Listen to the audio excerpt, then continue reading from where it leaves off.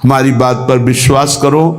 यदि नाम जप नहीं है तो हम बहुत ये सब देखे हुए हैं, शास्त्रों का ज्ञान। आप आश्चर्य मानेंगे, जिन महापुरुष की बात कर रहे हैं वो कह रहे हैं मैंने वेद संपूर्ण पढ़ा है, गीता जी की व्याख्या कर सकता हूं, साफ शास्त्रों का ज्ञान है, कोई भी शास्त्र आप बोलिए हमें पता है, पर मेरी स्थिति नहीं। इसलिए मैं आपसे कह रहा हूं कि अब आप ये बात, सब शास्त्रों का ज्ञान है, सब संतों से मिले हैं।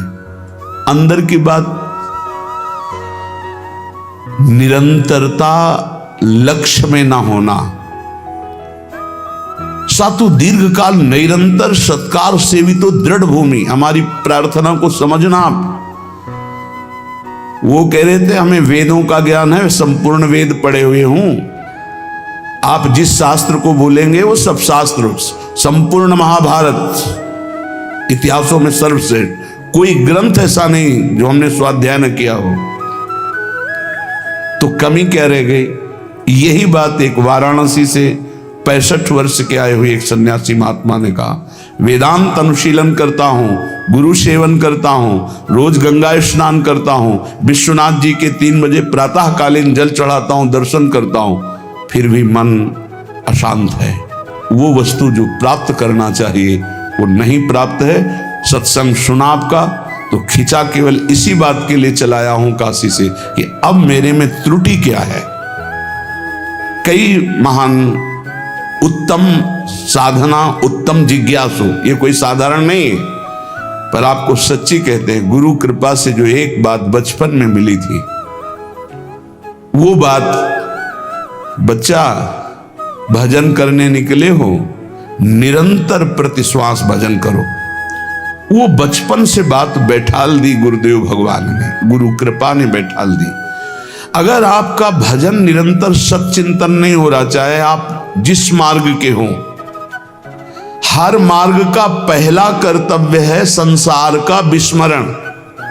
किसी भी संप्रदाय के हो, किसी भी मार्ग के हो, किसी भी पंथ के अनुयायी हो, अगर सच्चे मार्ग के पथिक हो, हम पाखंड की बात नहीं करते, तो सबसे पहला लक्षण है संसार का चिंतन रोकना और सत चिंतन करना। उस सत में आप वाहेगुरु बोलो, ओंकार बोलो, राम बोलो, हरि बोलो, कृष्ण बोलो, राधा बोलो, जो मन भावे, पर पहले असत चिंतन का त्याग करो, सत चिंतन की वृत्ति लाओ। और सत चिंतन की वृत्ति कैसी?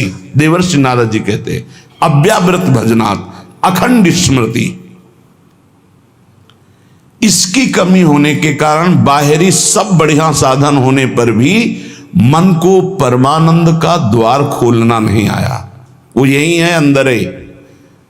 कल चर्चा की थी कि जैसे एक मकान, उसके अंदर कमरा, कमरे के अंदर भुइंधरा, वहां बैठा हुआ है चिदानंद स्वरूप, वहां प्रवेश करना है। वो दरवाजा गुरु कृपा से प्राप्त मंत्र और नाम के निरंतर चिंतन से प्राप्त हुए ज्ञान से खुलता है। और वो तिजोरी खुली तो माला माल हो जाओगे, और वो बंद रही तो हम आपको कह रहे हैं कि इतना इतना सब कुछ है, लाखों लोग उनकी दंडवत करते हैं, वो दंडवत करने योग्य हैं, पर मन की जो स्थिति चाहिए वो नहीं है। क्यों नहीं? क्योंकि जो मन की स्थिति पहुंचाता है वो नहीं है। वो क्या है? अव्यावृत भजनात्। गोस्वामी जी की, तुलसीदास जी की बात बिल्कुल आप चाहे जिस मार्ग के पथिक हो, सच्ची बात समझ लीजिए। बारी मथे घृत होए बरु, सिकताते बरु तेल, और बिनु हरि भजन न बहुतरी या सिद्धांत अपेल। बिना निरंतर भजन के बात नहीं बननी है। तो यहां कह रहे हैं करो मन श्यामा जू सोनेहा, रहो तुम बैठे निज गेहा, लगा है दांव ये देहा, न जाने योनि फिर के हा, चतुर जग में बड़ो कहिए। कौन? श्याम श्यामा के रंग रंगिए, ताप तन मन की जो सहिए, सदा श्यामा के गुण गहिए। जगत में जीव हरि प्यारा, सबन का श्याम रखवारा। जिन्हों के रूप रंग न्यारे, बनाए मैं इनकी जाऊं बलिहारे। सबन में दोष गुण मिश्रित, धरे हरि राखी निज आश्रित। विराजय आप अंतरहित, सबन में दूध में ज्यों घृत। बहुत सुंदर वर्णन। हे मन, तुम कहीं भी हो, भागने की जरूरत नहीं। इसे बहुत अच्छे से समझा जाए। आप कहीं भी विश्व में भागकर चले जाएं, यदि भजन नहीं हो रहा तो आपका मन निर्विकार नहीं होगा, और विकारी है तो आप गंगा में खड़े होकर भी शांति नहीं पाएंगे। करोड़ों गंगा जी इस वृंदावन की रजकण की समानता नहीं कर सकती। गंगा जी भगवान के चरणारविंद का धोवन है, चरणामृत, और स्वयं प्रभु प्रेम स्वरूप प्रियालाल यहां खेलते, तो समानता कैसे हो सकती है? क्या आपको वृंदावन में जो वृंदावन का प्रभाव है अनुभव में आ रहा है? हर समय प्रेम उमगन, हर समय रूप माधुरी की छकन नहीं है। क्यों? क्योंकि नाम जप नहीं।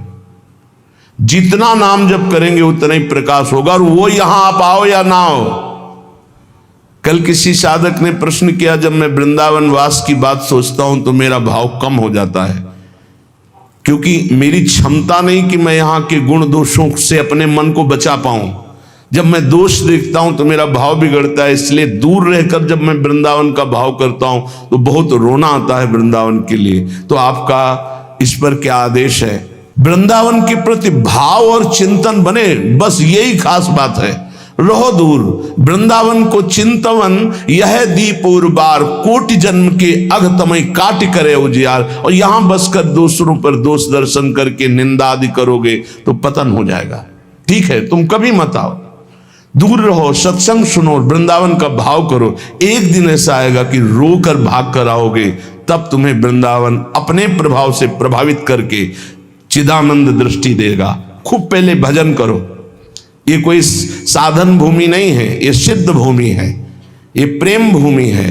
यदि आपका भाव बिगड़ता हो तो हम कह रहे भाव बनाओ।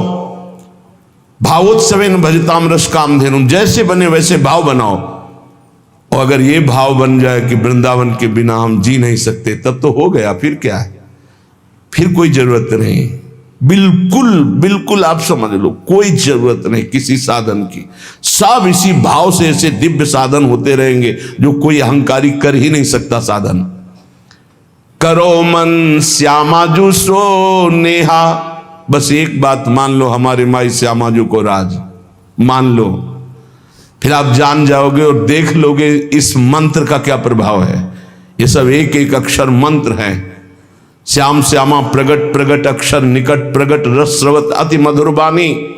ये हम जो चिल्लाते हैं ना, हमारे माई श्यामाजू को राज, ये कोई साधारण बात नहीं। देख लेना आप, इसका प्रभाव देख लेना।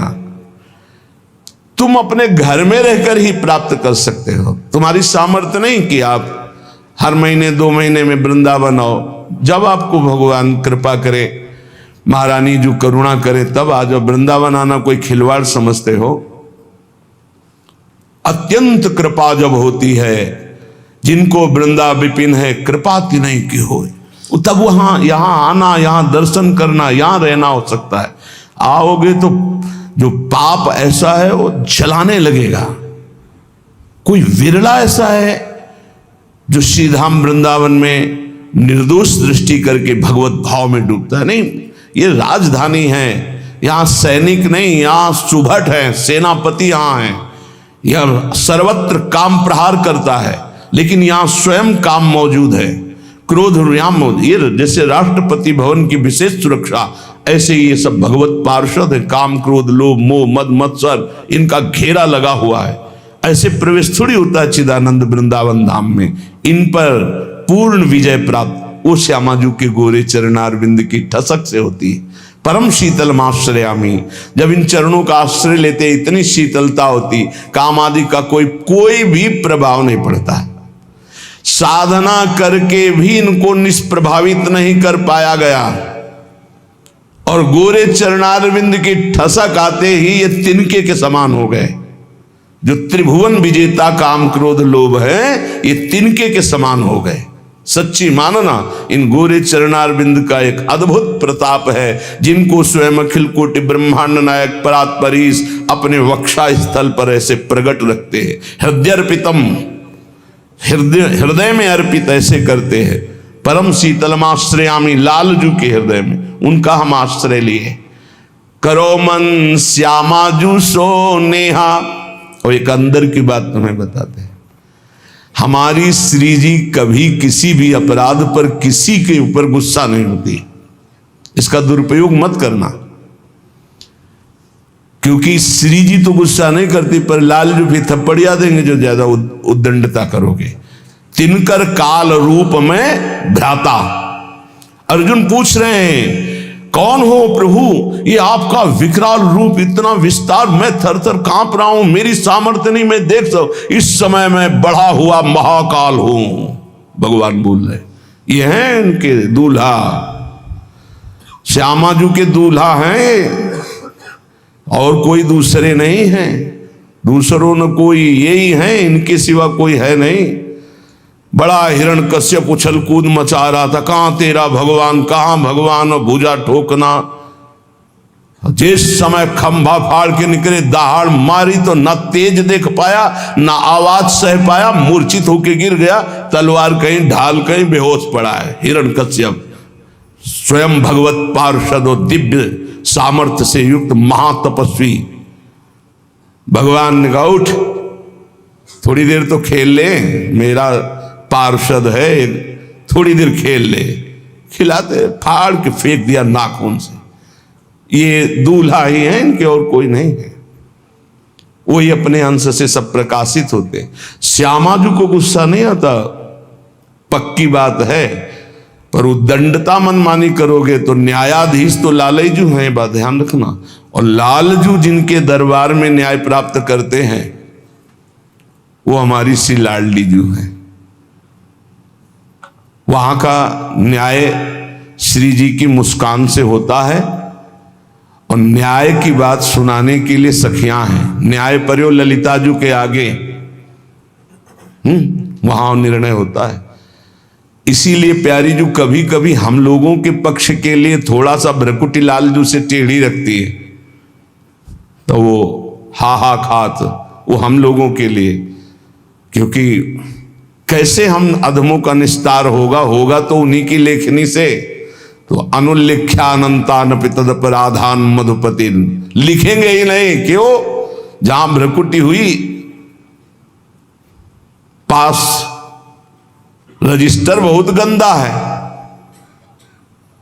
कैसे वो पापी क्यों न हो, हरिवंश नाम जो ले, तो अलक लड़ेती रीझ के महल खवासिद पास।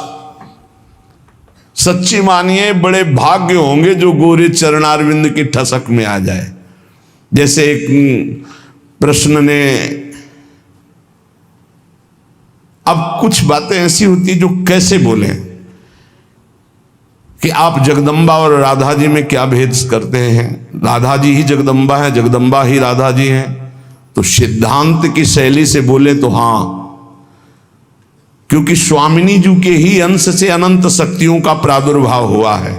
समस्त शक्तियों के मूल श्री स्वामिनी जी हैं, और समस्त शक्तिमानों का मूल श्री लालजू महाराज हैं। इसलिए हाँ,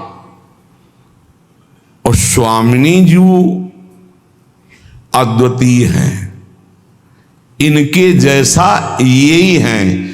देवलोक भूलोक रसातल सुन कविकुल मति डरिए, सहज माधुरी अंग अंग की कई कासो पट तरिए। एक अंग छटा में से सब महान शक्तियों का प्रादुर्भाव हुआ। त्रिपुर सुंदरी आदि जितनी दैवी शक्तियां हैं हमारी महारानी जी के अंश से, एक अंश से निकली, एक छटा में से। हमारी प्यारी जी की महिमा को